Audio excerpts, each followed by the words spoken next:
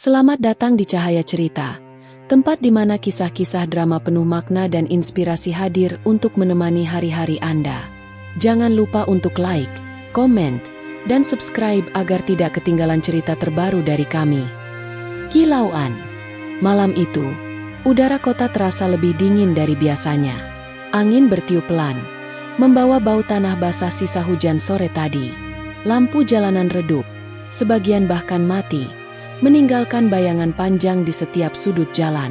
Sepi, begitu sepi hingga suara sandal jepit Lila yang menyentuh aspal terdengar jelas, berpadu dengan nyanyian serangga malam yang bersahut-sahutan dari rerumputan di tepi jalan. Lila berjalan dengan langkah letih. Hari itu ia bekerja sejak pagi di warung makan kecil dekat terminal. Pekerjaannya memang sederhana, hanya mencuci piring, mengantar pesanan, dan sesekali melayani pembeli. Tapi bagi Lila, pekerjaan itu adalah harapan. Setiap rupiah yang ia dapatkan berarti tambahan untuk membeli obat bagi ibunya yang sakit-sakitan dan membayar kontrakan reot tempat mereka berteduh. Di usianya yang masih belia, Lila sudah harus menanggung beban berat, sesuatu yang seharusnya tak dipikul seorang gadis seusianya. Di tangannya tergenggam tas kain lusuh berisi sisa makanan yang diberikan majikannya. Lumayan untuk besok pagi, batinnya. Meski sederhana, baginya itu adalah berkah. Ia menatap langit yang tertutup awan, seolah ingin mengadu lelahnya pada bintang. Tapi malam itu bintang pun enggan muncul. Ketika melewati sebuah jalan sepi yang jarang dilalui orang, Lila memperlambat langkahnya. Entah mengapa, ada perasaan aneh yang merambat dalam dadanya. Jalan itu biasanya hanya dipenuhi bayangan pohon besar yang berdiri di pinggir trotoar. Namun kali ini, matanya menangkap sesuatu yang tak biasa. Di bawah salah satu pohon, terlihat sosok seorang pria tergeletak. Lila spontan berhenti. Matanya membelalak, tubuhnya sedikit bergetar. Ia sempat berpikir untuk berbalik arah, takut kalau itu jebakan atau sesuatu yang berbahaya. Tapi hati kecilnya menolak pergi begitu saja. Ada sesuatu yang mendorongnya untuk mendekat. Perlahan, dengan langkah ragu, Lila mendekati sosok itu. Cahaya lampu jalan yang remang membantu matanya melihat lebih jelas. Seorang pria muda, berpakaian rapi dengan jas mahal. Kemeja putihnya berlumuran darah di bagian pelipis dan dadanya. Wajahnya pucat pasi, napasnya tersengal, dan tubuhnya kaku tak berdaya. Lila terperanjat. "Ya Allah," ucapnya lirih. Jantungnya berdegup kencang. Keringat dingin mulai mengalir di pelipisnya. Ia ingin menjerit, tapi suaranya tercekat. Kaki Lila serasa terpaku di tanah. Dalam pikirannya muncul banyak pertanyaan. Siapa orang ini? Kenapa bisa tergeletak di jalan? Apakah ia korban tabrak lari, perampokan, atau sesuatu yang lebih buruk?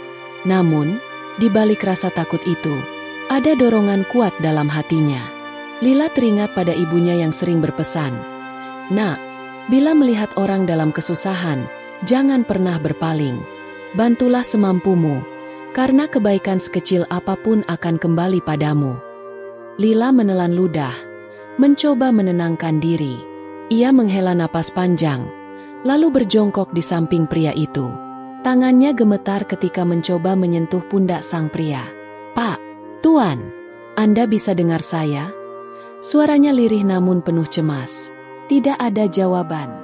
Lila semakin panik. Ia melihat luka di pelipis pria itu yang mengucurkan darah. Tanpa pikir panjang, ia merobek ujung kerudung lusuh yang ia kenakan, lalu menekannya pelan ke luka tersebut. Tangan mungilnya bergetar hebat, tapi ia berusaha menahan agar darahnya tidak semakin banyak keluar. "Ya Allah, tolong selamatkan orang ini," bisiknya, hampir menangis. Di sekitar mereka, jalan tetap sunyi. Tak ada seorang pun lewat. Hanya suara malam yang menemani. Lila sadar ia sendirian menghadapi situasi itu. Tapi menyerah bukan pilihan. Meski ia sendiri hidup miskin, tanpa uang, tanpa kendaraan, ia merasa harus melakukan sesuatu. Hatinya menolak membiarkan seorang manusia tergeletak begitu saja. Dengan napas terengah, Lila berdiri, menatap sekeliling, berharap ada kendaraan lewat. Namun, nihil. Malam itu benar-benar lengang. Ia menggigit bibir, berusaha menahan tangis, lalu kembali berjongkok di sisi pria itu. "Bertahanlah, Pak. Saya akan cari cara menolong Anda." Di tengah rasa takut dan keterbatasannya, tekad Lila muncul. Malam itu, perjalanan pulangnya yang sederhana berubah menjadi awal dari kisah besar yang tak pernah ia bayangkan sebelumnya. Lila menatap wajah pucat pria itu dengan rasa cemas. Tubuhnya kaku, namun napasnya masih ada, tipis dan pelan, tanda bahwa nyawanya belum benar-benar pergi. Dengan tangan gemetar, ia mengguncang pelan bahu pria itu. "Pak, Anda bisa dengar saya? Tolong buka mata," bisiknya lirih, penuh harap. Tapi yang terdengar hanyalah desahan lemah. Nyaris tak terdengar. Lila merasa jantungnya berdentum semakin keras. Ia tahu ia tak bisa menunggu lebih lama. Darah di pelipis pria itu terus mengalir, membasahi kemeja putih yang dikenakannya. Panik, ia menoleh kanan kiri mencari sesuatu yang bisa digunakan. Tapi jalan sepi itu hanya menyisakan daun kering yang berguguran. Tanpa pikir panjang, ia melepaskan kerudung lusuh yang ia kenakan, lalu merobek ujungnya dengan gigi dan tangan gemetar. Potongan kain itu ia tekankan pada luka sang pria, berusaha menghentikan pendarahan.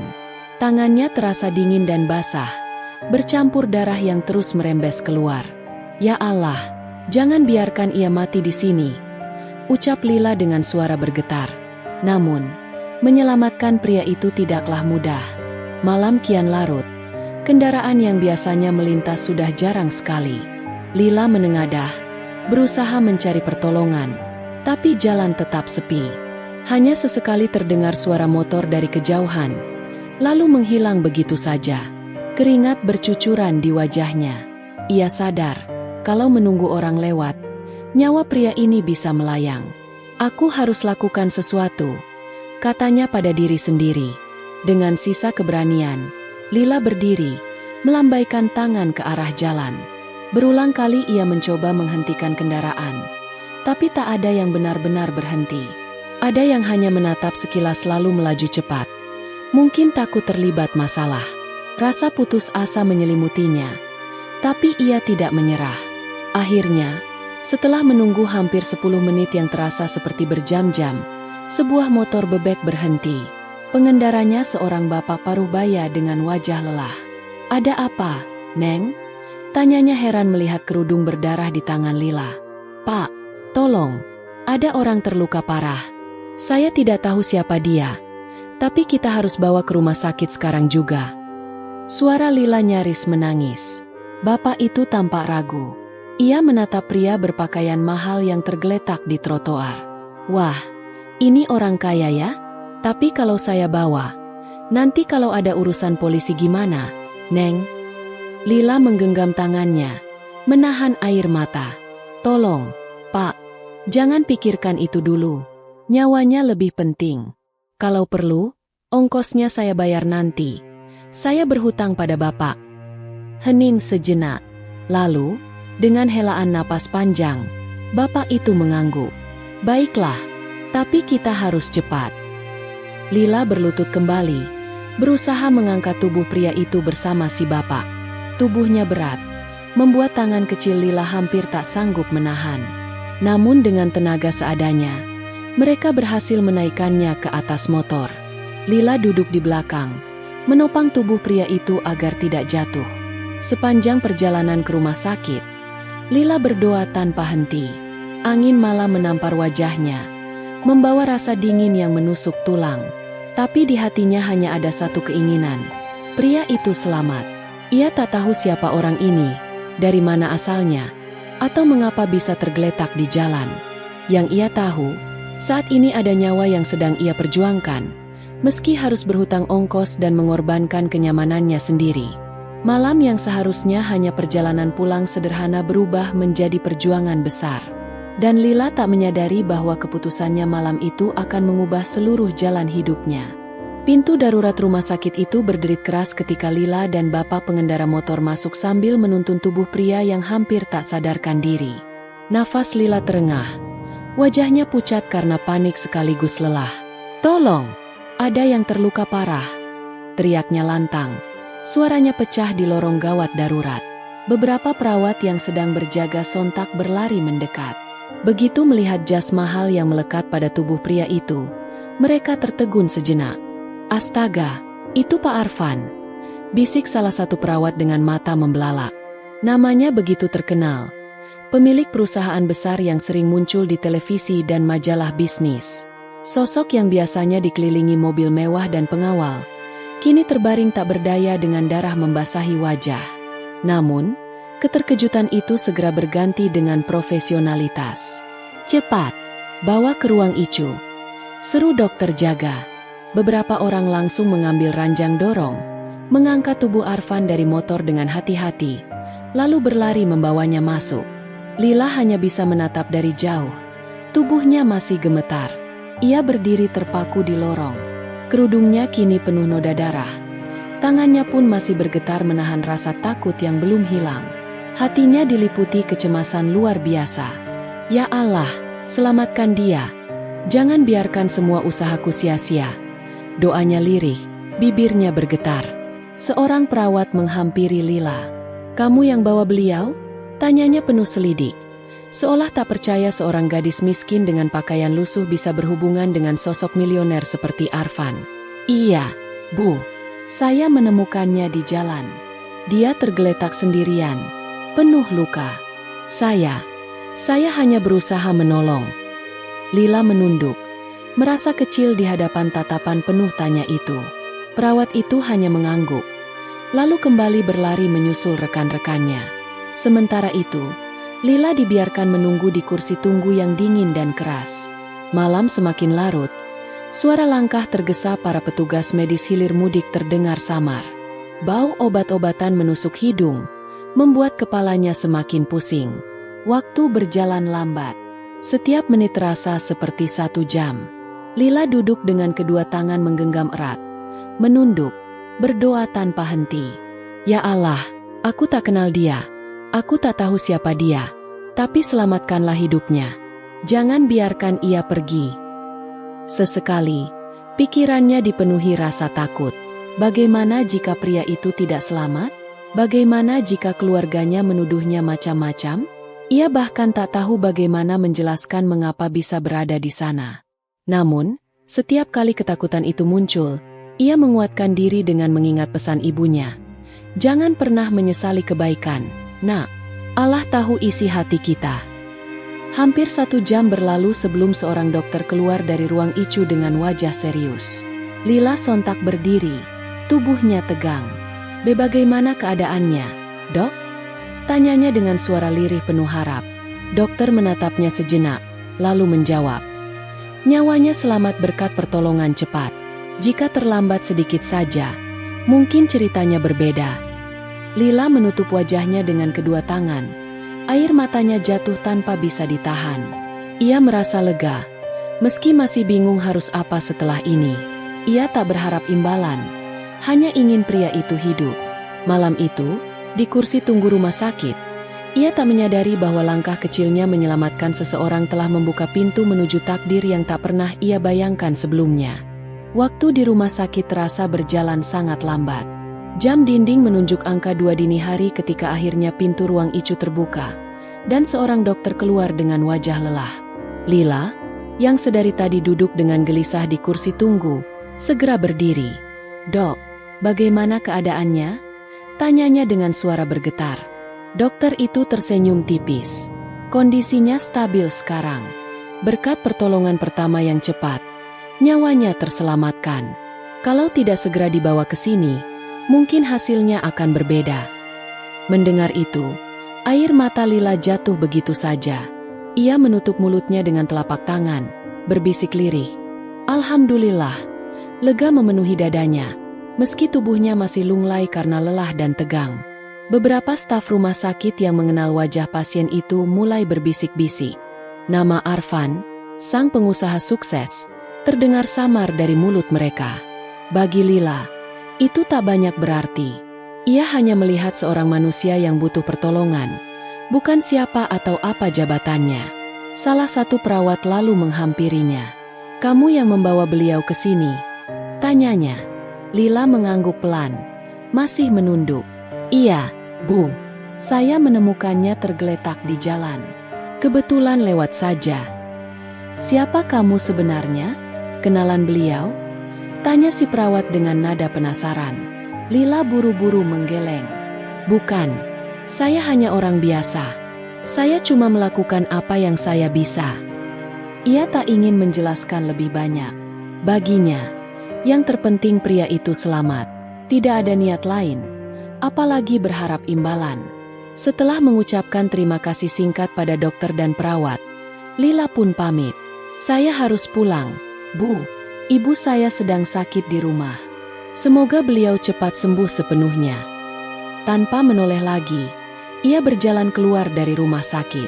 Kerudungnya masih bernoda darah, wajahnya letih, tapi langkahnya tetap tegak. Malam itu ia kembali ke dunia kecilnya.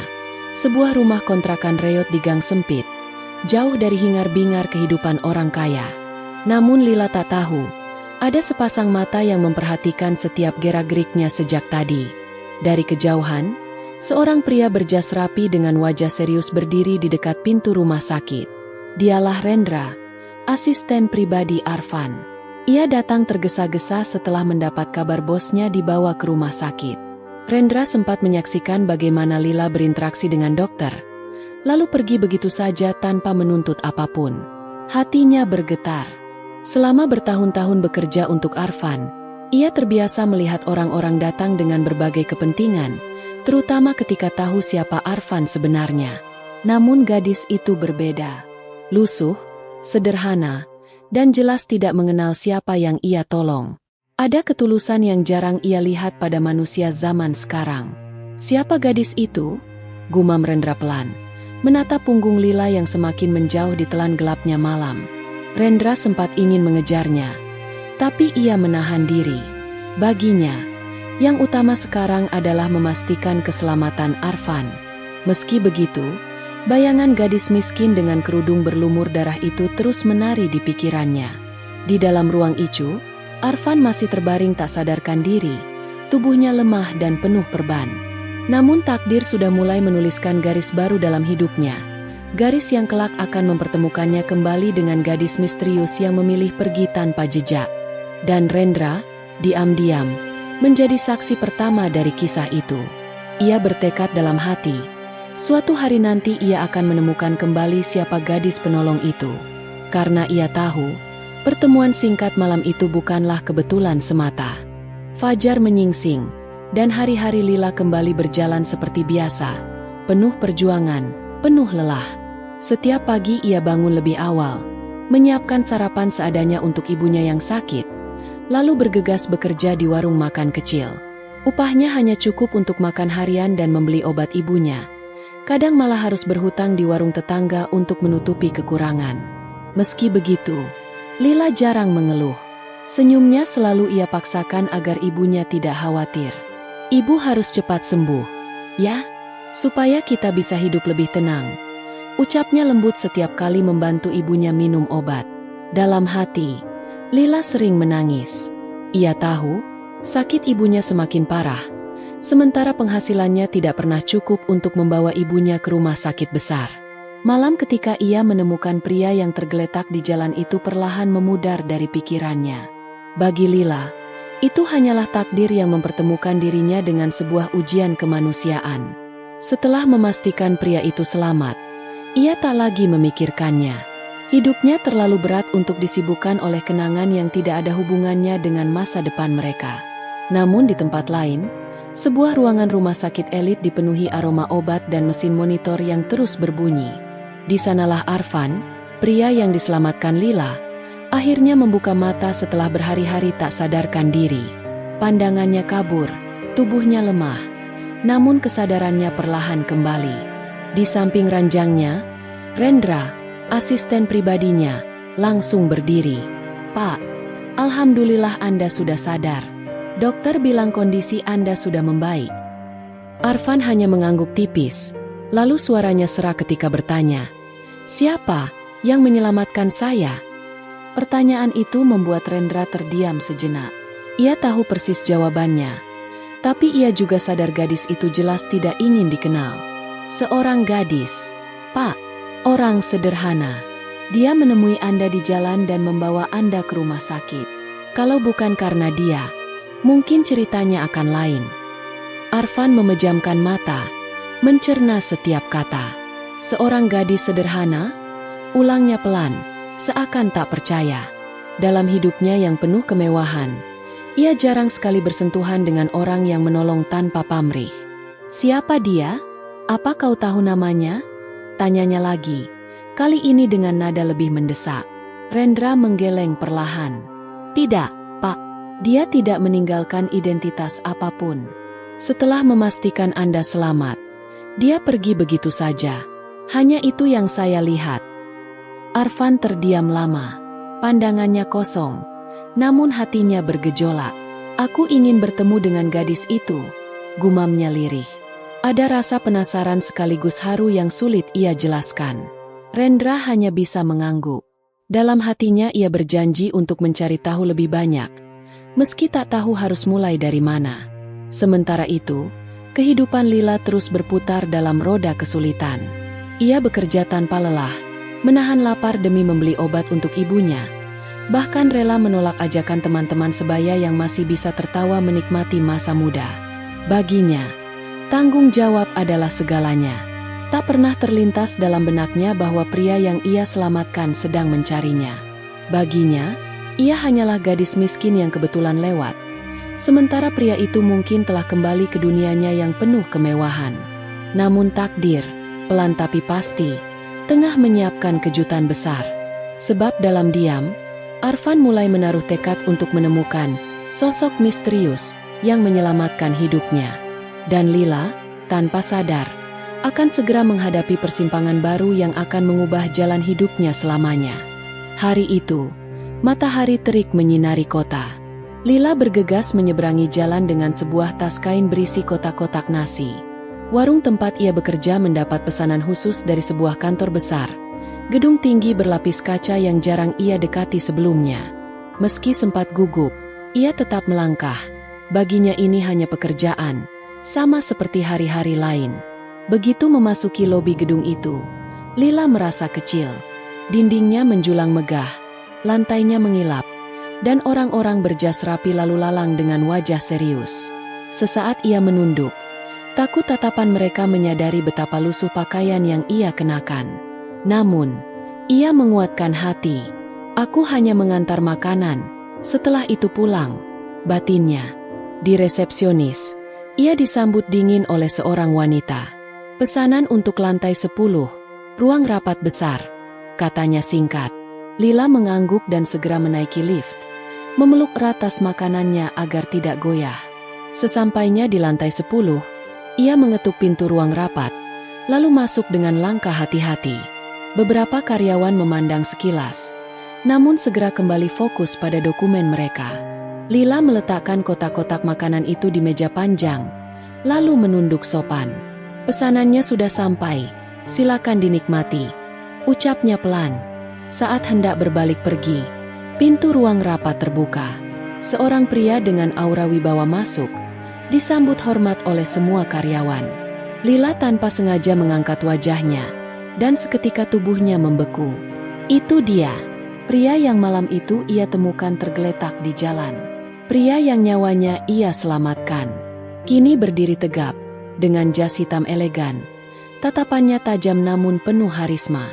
Arfan sempat berbicara singkat dengan stafnya sebelum pandangannya terhenti pada sosok gadis kurus dengan kerudung sederhana di ujung ruangan. Matanya membelalak. Wajah itu, ia mengenalnya. Samar, namun jelas.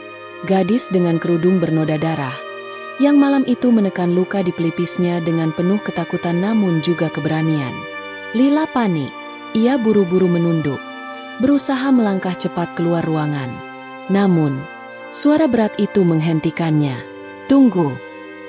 Langkah Lila terhenti. Jantungnya berdegup kencang. Tubuhnya bergetar. Perlahan ia menoleh, dan mendapati tatapan mata Arfan yang tajam menelannya bulat-bulat. Kau yang menyelamatkanku, bukan? Tanya Arfan. Suaranya rendah tapi penuh keyakinan. Ruangan mendadak hening. Semua orang yang ada di sana menoleh, menatap bergantian antara Arfan dan Lila. Gadis itu menelan ludah, bibirnya gemetar. Saya hanya kebetulan lewat, Tuan. Saya tidak melakukan apa-apa. Jawabnya tergagap, mencoba merendah. Namun Arfan tidak berpaling. Tatapannya tetap mengunci Lila, seakan ingin memastikan, aku tidak salah mengenali wajah itu. Kau yang membawaku ke rumah sakit. Kalau bukan karena kau, aku mungkin tidak akan berdiri di sini sekarang. Lila menunduk semakin dalam.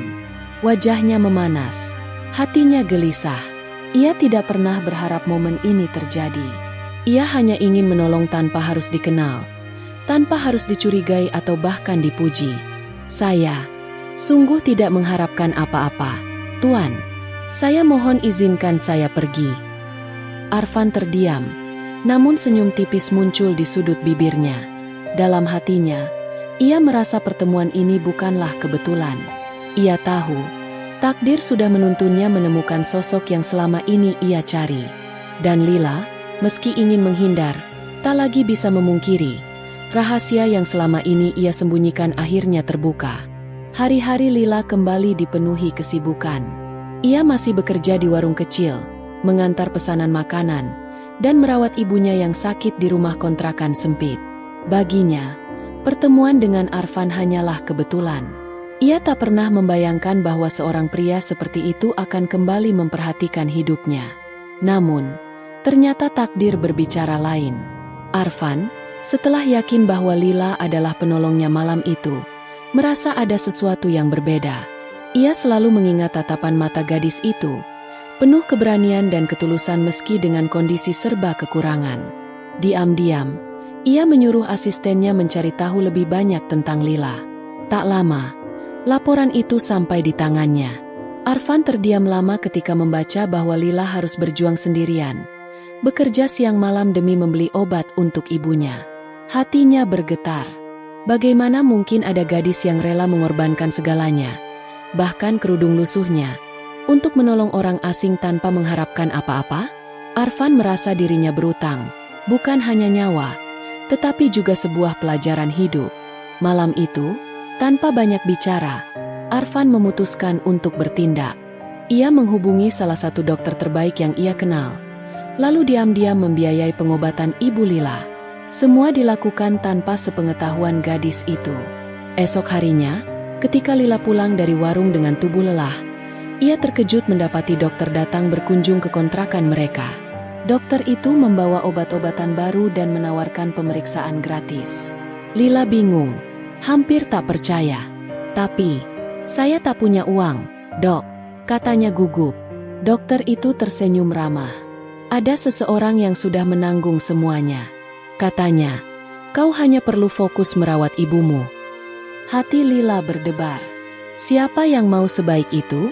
Namun, ketika ia menebak-nebak, wajah Arfan muncul dalam benaknya. Tapi ia buru-buru menggeleng.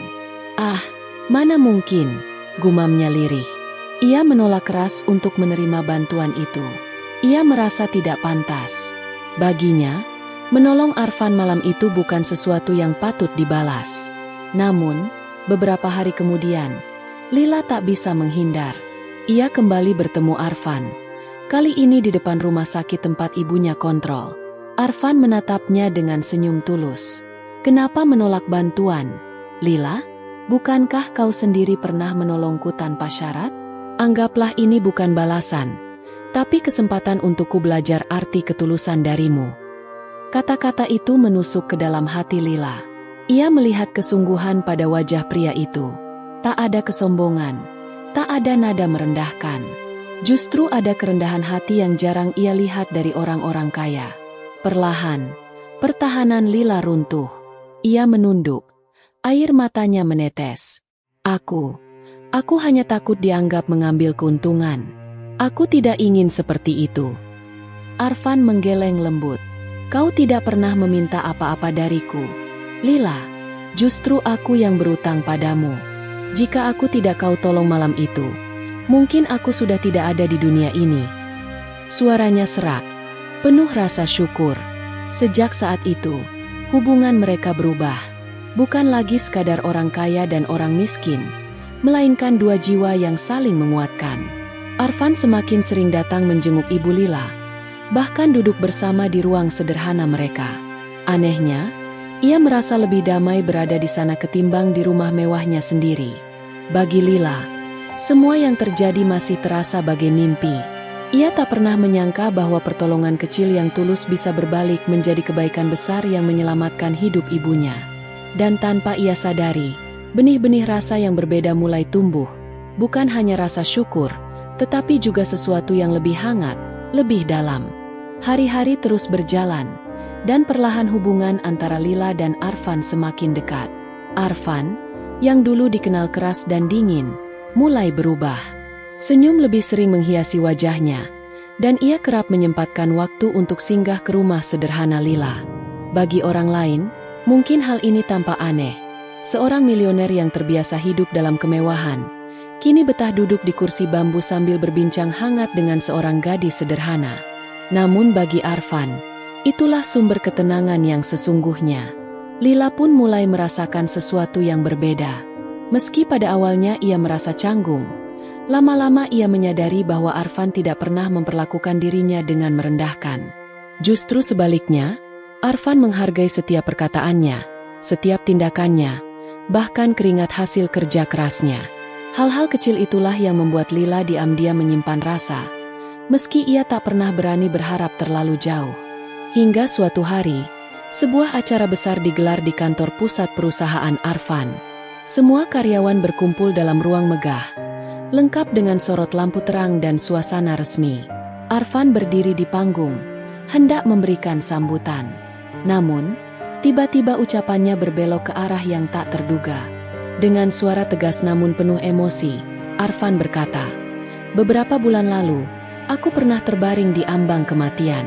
Saat semua terasa gelap, ada satu cahaya kecil yang menolongku.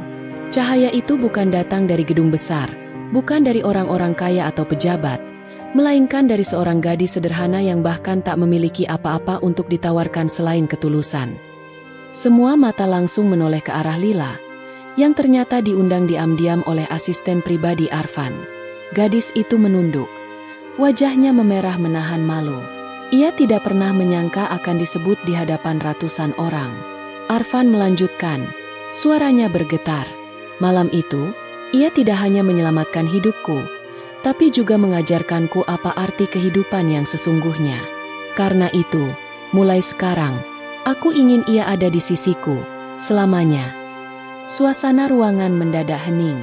Semua orang terkejut dengan kata-kata itu. Arfan lalu turun dari panggung, berjalan perlahan menuju Lila. Ia berhenti tepat di hadapannya, lalu berlutut dengan sebuah cincin di tangan. "Lila, maukah kau menikah denganku?" Air mata Lila langsung jatuh tanpa bisa ditahan. Ia gemetar, tidak percaya bahwa jalanan sepi tempat ia menemukan pria itu kini membawanya pada momen yang luar biasa. Aku hanya gadis biasa, Arfan," bisiknya lirih. "Tapi kaulah malaikat penolongku," jawab Arfan lembut, menatapnya penuh kesungguhan. Sorak tepuk tangan menggema di ruangan itu. Banyak yang masih tak percaya, tetapi tak satu pun bisa menyangkal ketulusan yang terpancar dari keduanya. Lila pun akhirnya mengangguk, menerima lamaran itu dengan air mata bahagia. Tak disangka, pertemuan tak terduga di jalan sepi malam itu menjadi awal kisah cinta yang indah. Dari seorang gadis miskin dan seorang milioner, mereka dipertemukan oleh takdir yang penuh kejutan, dan kini bersatu oleh ketulusan yang abadi.